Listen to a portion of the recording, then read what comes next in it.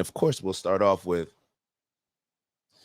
a good reading from the good brother Neville Goddard. So we'll start off with a reading from him and his book, The Power of Awareness. And we're actually into, so this is kind of two books in one. So he also wrote a book called The Awakened Imagination. So we're going to get into the first chapter of that. I'm going to read a couple pages from it. And imagination, man, it's a big tool.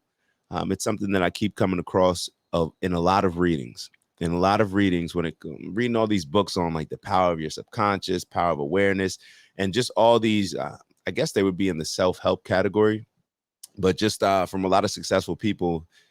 And they're talking about the key to being successful. And one of the things that continues to come up the most is the use of our imagination, the use of our conscious, the use of our subconscious. So that's what we shall start off with. And before that, we got a sponsor, man. We got a sponsor. So y'all see the hat. Y'all see the products. These are their mushroom gummies. So these are their mushroom gummies that are mind boosting. You're not gonna be tripping on them. At least I haven't been tripping on them like a shroom. But they just put you in a good positive mindset.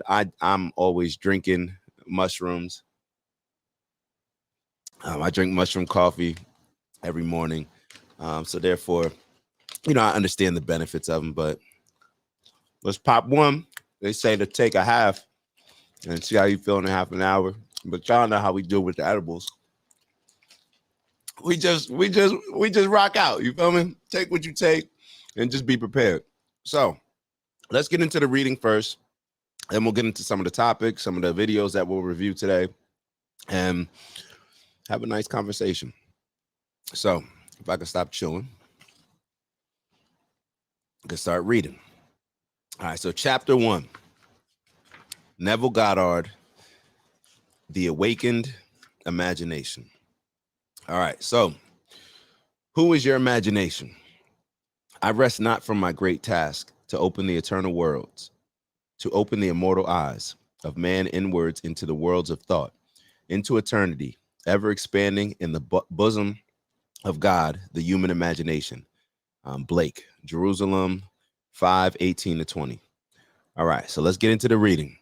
Tav, what's good, big bro? Always nice to see my brothers tapping in early. All right, so let's get into the reading.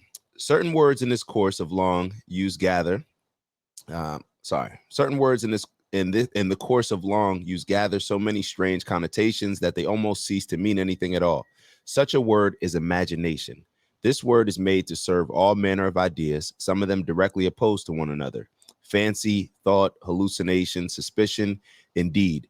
So wide its use and so varied its meanings, the word imagination has no status nor fixed significance. For example, we ask a man to use his imagination, meaning that his present outlook is too restricted and therefore not equal to the task.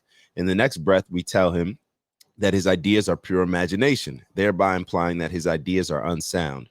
We speak of a jealous or suspicious person as a victim of his own imagination, meaning that his thoughts are untrue. A minute later, we pay a man the highest tribute by describing him as a man of imagination. Thus, the word imagination has no definite meaning. Even the dictionary gives us no help.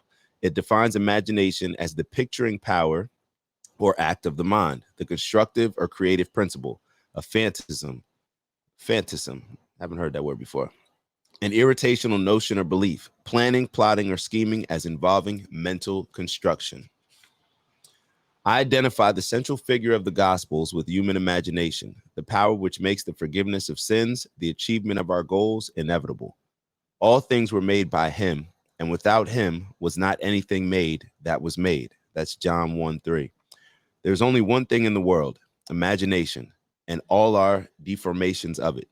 He is despised and rejected of men, a man of sorrows and acquainted with grief. That's Isaiah 53:3. Imagination is the very gateway of reality. All right. Imagination is the very gateway of reality. Man, said Blake, is either the ark of God or a phantom of the earth and of the water. Naturally, he is only a natural organ subject to sense. The eternal body of man is the imagination. That is God himself, the divine body. Jesus, we are his members. I know of no greater and truer definition of the imagination than that of Blake. By imagination, we have the power to be anything we desire to be. One more time. By imagination, we have the power to be anything we desire to be. Through imagination, we disarm and transform the violence of the world.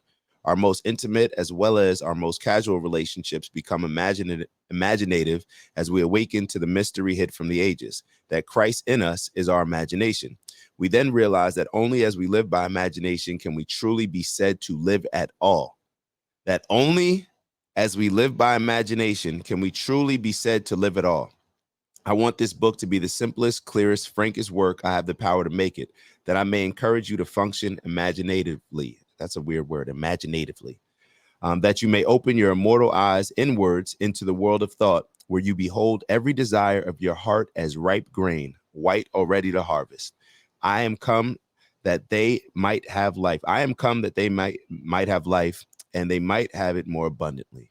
All right, I got to read that one again. You know, these Bible verses, man, I am come that they might have life. So I have come, I don't know how y'all take that. I am come that they might have life and they might have it more abundantly. That's John 10:10. So this is the last sentence. The abundant life that Christ promised us is ours to experience now. The abundant life that Christ promised us is ours to experience now, but not until we have the sense of Christ as our imagination can we experience it. I am. If you continuously see me in my captions writing I am and you are, this is what I'm talking about. I am. Everything. I realize that all these books that point towards that book, The Secret. Hold on. Let me get it.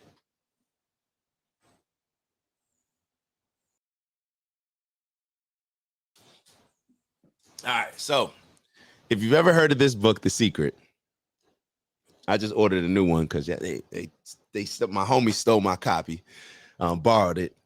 But if you've ever heard of anything referring to that book, I was having a conversation last night and I realized that book does not tell you what the secret is. It just tells you what the secret allows you to be capable of. That book right there, The Secret, is simply telling us all the things, the godly things that we are capable of doing. But the book never tells us the actual secret, that we are God, that God is us. We are one and the same. So therefore, when you look at life like that, it gives you all capability to do anything and everything. And that's where the imagination comes into play. If you can imagine it, if you can see it, if you can envision it, then you can turn it into reality.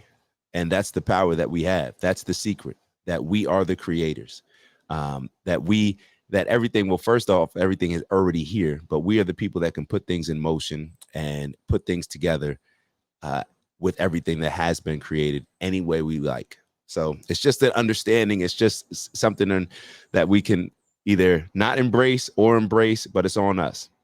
But that's the secret, you know. So I am, you are. And what's Big Bro talking about? He said, you're using too many big words. Watch your mouth and help me with the sale. Kevin Hart style.